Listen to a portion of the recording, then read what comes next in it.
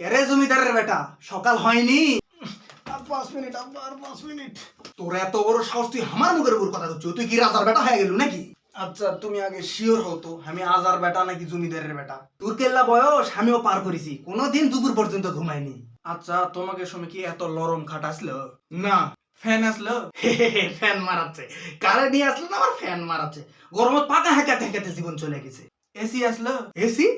আমার সময় স্যার আমার জীবনে এসির নামই শুনিনি। তাহলে দুপুর পর্যন্ত তুমি কেন করে ঘুমাবি না আমাকে না কত? দুপুর পর্যন্ত ঘুমাতে এলে আরামাইশ লাগে। এলা হাজার আরাম আয়েস দিলেও আমরা কোনোদিন দুপুর পর্যন্ত ঘুমানো নাই, কারণ আমরা বাপেকে কষ্ট বুঝি। আল্লাহ সকালবেলা উঠে আমরা মাঠত গেছি আব্বাকে সাথে কাম করবে। তোমাকে সময় এই গাদি গাদি টিউশন ব্যবস্থা আসলো? না। পার্ট টাইম জব আসলো? না।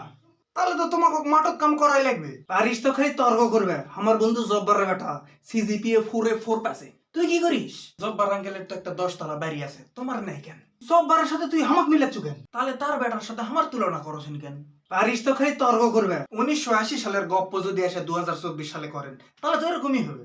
আমাকে সময় আমরা বলতাম, সকালে উঠিয়ে আমি মনে মনে বলি সারাদিন আমি যেন ভালো হয়ে চলি। আর এই হারামজাদা বলে দুপুরে উঠিয়ে আমি মনে মনে বলি সারা রাত আমি যেন ফোনের ভিতর ভাগর ভাগর করি। দেখো দিনি আমার মাও কত ভালো, একেবারে আমার মনের কথা কেছে। একেবারে মায়ের মতো হয়েছে, বজ্জাতের হাড্ডি একটা। ও এখন আমার দোষ হয়ে গেল না? ছেলে ভালো করলে তোমার মতো হয়েছে আর খারাপ করলে আমার মতো না।